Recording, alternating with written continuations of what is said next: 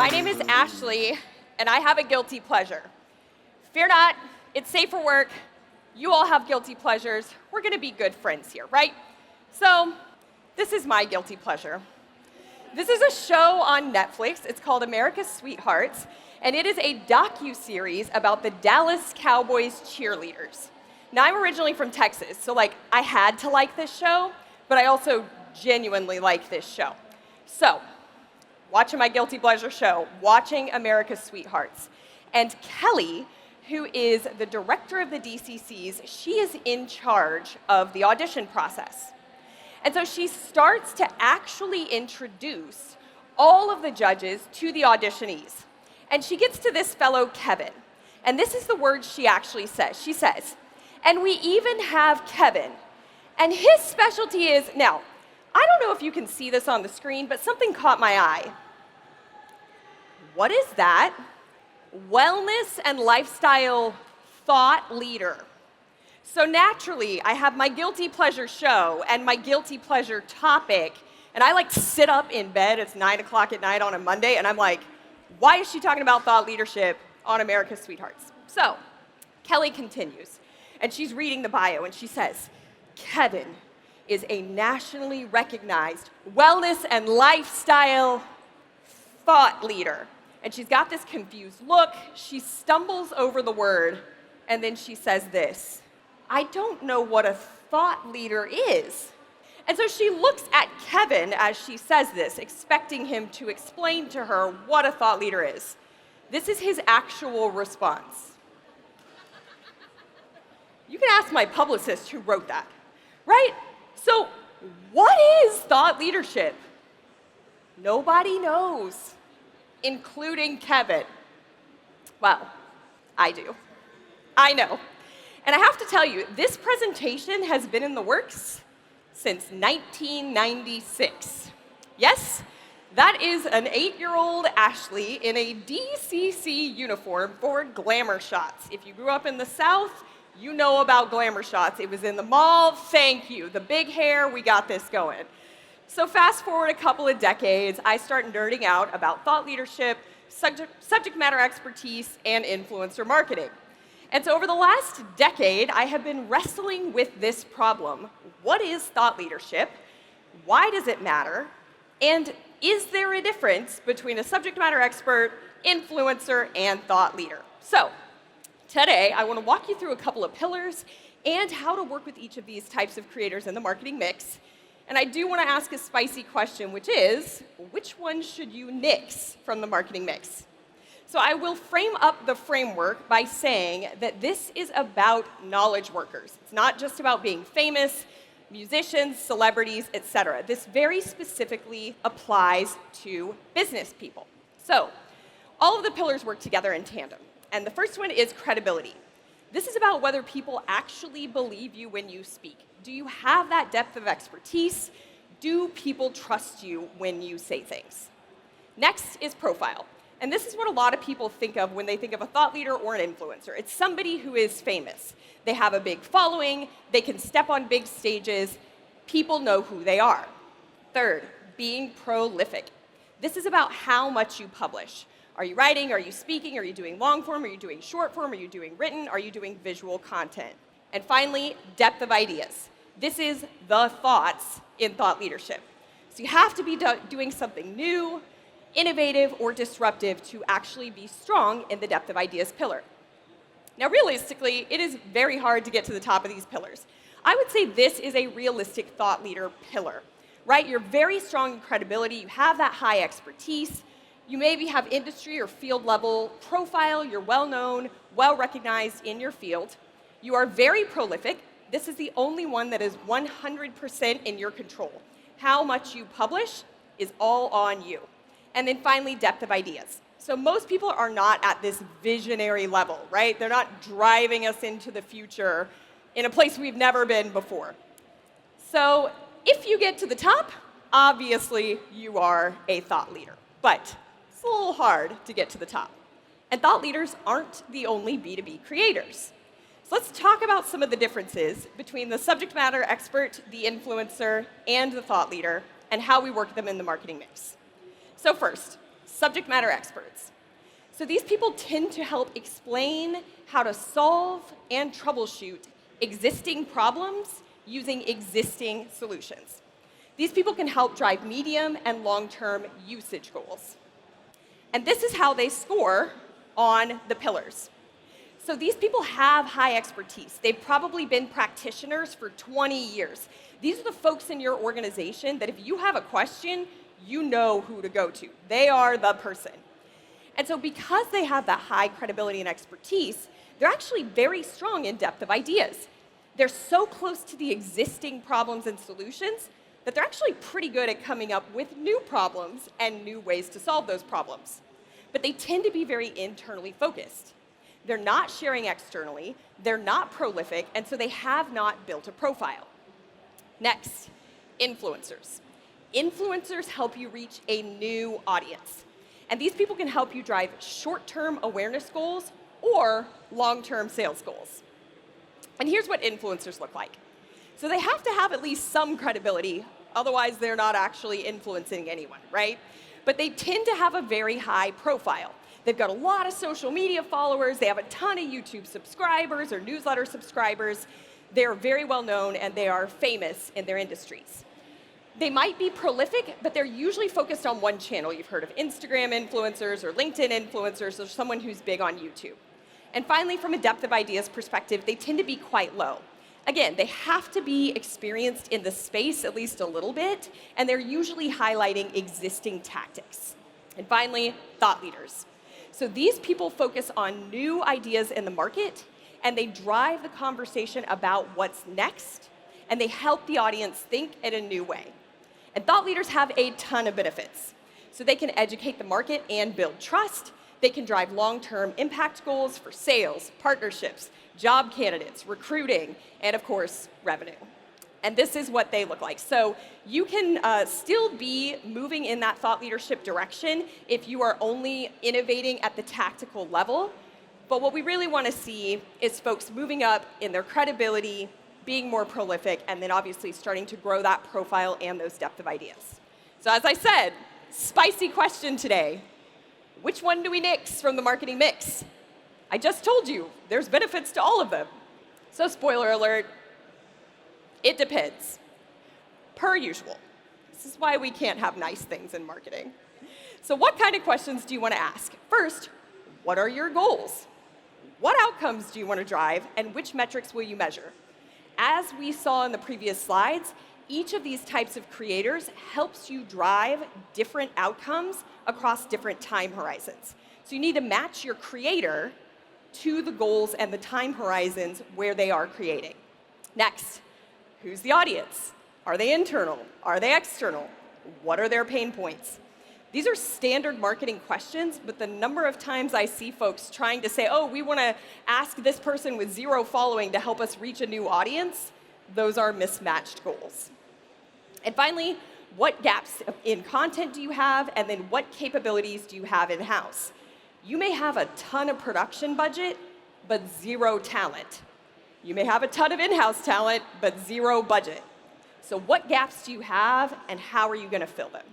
So this is a quick snapshot to compare the B2B creators. As you can see, SMEs tend to address an internal audience as their primary focus. They tend to focus on existing problems and solutions, and then they tend to drive usage metrics over a medium to long-term time horizon. Influencers tend to focus on an external audience. They're focused on existing solutions, and they help drive awareness and sales goals over the short term and the long term. And finally, our thought leaders. So these people focus on both internal and external audiences. They talk about new problems and new solutions, and then they help drive trust and affinity in the long term. So let's talk about how we pair with our SMEs. First, some pitfalls. Forcing them into a box. So I see this in 2 extremes. Either a company is trying to force them to be an influencer, or they're pigeonholing them and saying, you're not allowed to speak, you're not allowed to share. The reality is these people have deep expertise, and they may want to actually build their profile or just stay focused on internal work. So don't force them into a box. Next, do not ask them to regurgitate marketing content. I'm a marketer. I pair with SMEs. I work in developer marketing. I love pairing with technical SMEs. The last thing I want to do is lose all of the credibility that they bring to the table by asking them to just slap their name on whatever I've put together to sell my product.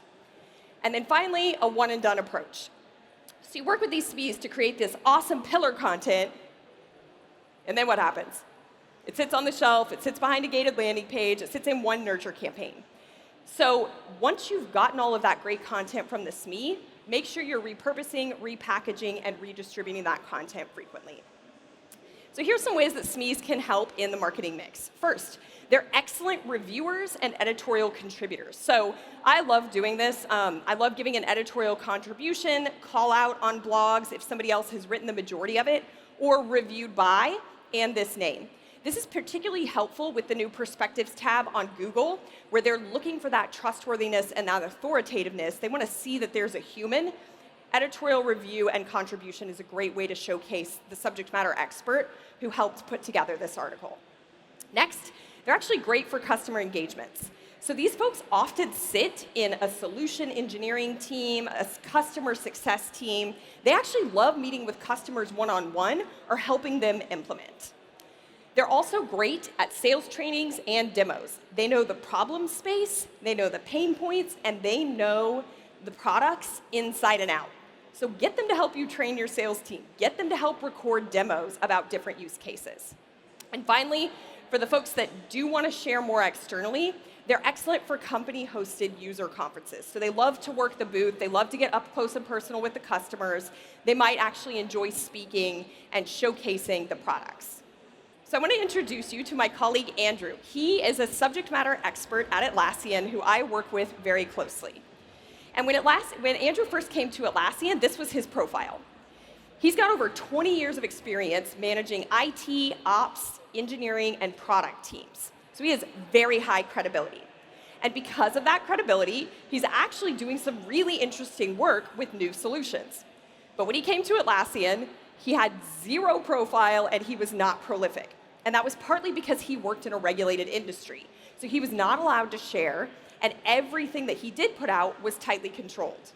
So I did check with Andrew about showing this, and he was very embarrassed. This is what he used to post on LinkedIn. You'll see there's like 2 years between these screenshots, and it's literally like, hello, we have a job. We are now hiring for a job, thank you.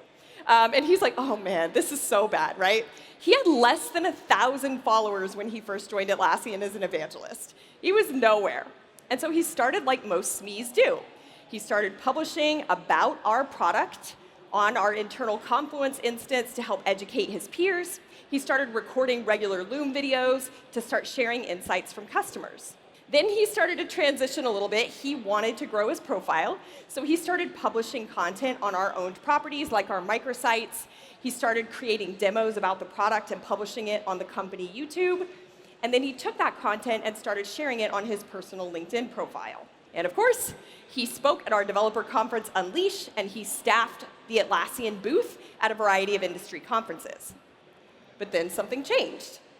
He really wanted to grow, and so he started publishing his original content, like this concept of the complexity limit, on our owned properties as well. So fast forward to today, Andrew speaks, he does analyst briefings, he does press briefings, he's on podcasts, and he's actually grown to almost 4,000 followers. So now he runs a team of evangelists.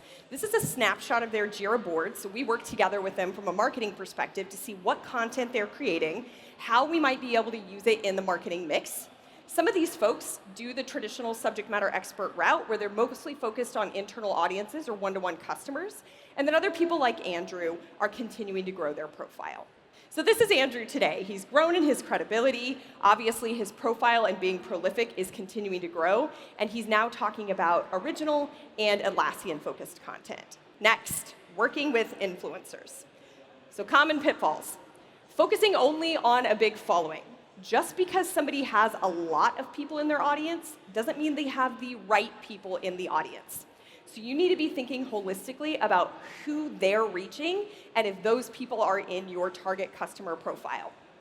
Next, asking these people to post company-related content or forcing them to get approval for every single piece of content. That makes no sense.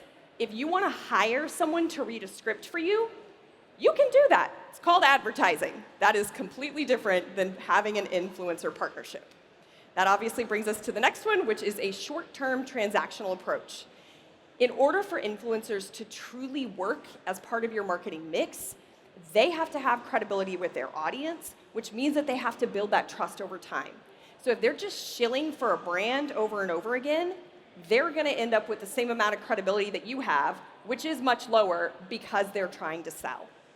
And then finally, I see this one a lot, ignoring your internal influencers. Those subject matter experts that actually want to grow externally, they are great people to be influencers for the brand. So I want to give a quick snapshot of internal versus external influencers. I want to be clear, as a baseline, both types have built a strong personal brand, but they do have a different focus when it comes to their expertise, their employment, etc. So from an expertise standpoint, your internal influencers are primarily aligned to products. External influencers are primarily aligned to the target audience. Employment, your internal influencers are employees. They are on staff at the company, versus external influencers are non-employees. They might be customers or users, or they could just be external industry folks that you want to reach. From a brand relationship standpoint, internal influencers often become the face of the brand. And you'll see this a lot in the examples that I'm going to show, where you've probably met these people and you know, like, oh yeah, this is Laura from Dream Data. Versus external influencers tend to have a limited association with the company, and they might work with a bunch of different brands. And finally, the content mix. So internal influencers are doing a mix of craft and company-related content. External influencers are doing industry or craft-related content. So your key criteria for choosing your influencers. First, shared values. You have to start here. These people are going to be ambassadors to an audience on your behalf. You gotta trust each other. And this goes into why you don't want to have to ask them to approve every single piece of content. If your values and your mission are not aligned, you're not going to have that trust to let them speak on your behalf. Next, having a passion for creating and engaging content. Another spicy opinion that I hold. I am no longer trying to convince anyone to share content if they don't want to. Those SMEs, I can work with them even if they don't want to share externally. So if they don't want to speak, they don't want to be on stage, they don't want to write, fine, don't. So find people who have a passion for creating and engaging. And this also translates to your external influencers, particularly around their audience and brand alignment. Find people that are already passionate about your space. Find people who might already be using your products. Trying to go net new to somebody who has nothing to do with your industry, your products, or the problems you solve means you're going to struggle to build trust with them, and they're going to struggle to have trust with their audience. And then finally, they got to have content distribution skills. And this is particular for internal influencers. Again, we get this sense of like, this person's super smart, we're going to turn them into an influencer. They're bad public speakers, they're slow writers, and they're terrible on video. Sorry, why are we asking them to do that? No, work with the people in the skill sets that they have. And again, this goes for your external influencers as well. Don't ask a LinkedIn influencer to suddenly become an Instagram influencer. Don't ask someone who's excellent at YouTube to try to start a podcast for you. Work with them in the channels where they're already spending time. So this is Laura. Laura is a sales leader at Dream Data. She might be in the audience or you've seen her floating around. But Laura is an internal influencer. And I want to be clear, she would never call herself an influencer. I am designating her as an influencer, in part because her profile looks like this. So Laura has high credibility in social selling, attribution and data, and general SaaS methodology. She is well recognized across her field. Again, many of you probably know her. And she's actually moving up in the prolific pillar. So she excels at short form content on LinkedIn, but she started presenting more and she started being on more podcasts. And from a depth of ideas perspective, she's showcasing new tactics across social selling and attribution.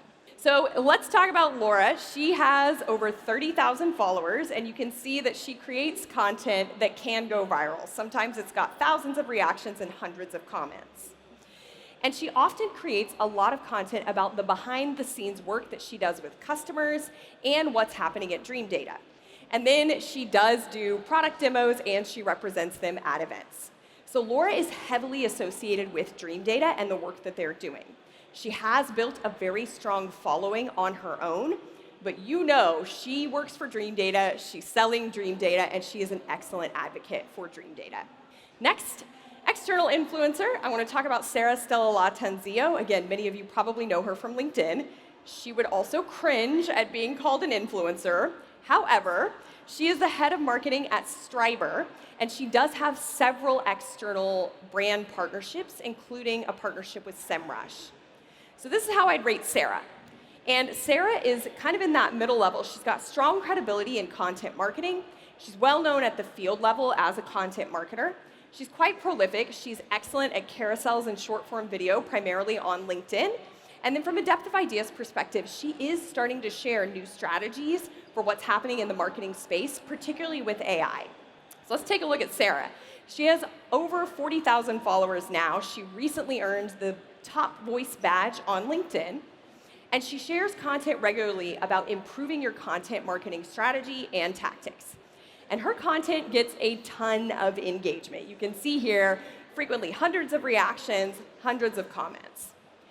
Now, this is some of her content from SEMrush. And the interesting thing about this is her branded content still gets a ton of engagement. And that's because it's all related to stuff she would already talk about. It's highly aligned to the audience she's built and the audience, what they care about in terms of pain points and the content she regularly shares. And I just want to highlight one carousel here. This is a partnership post that she did for SEMrush.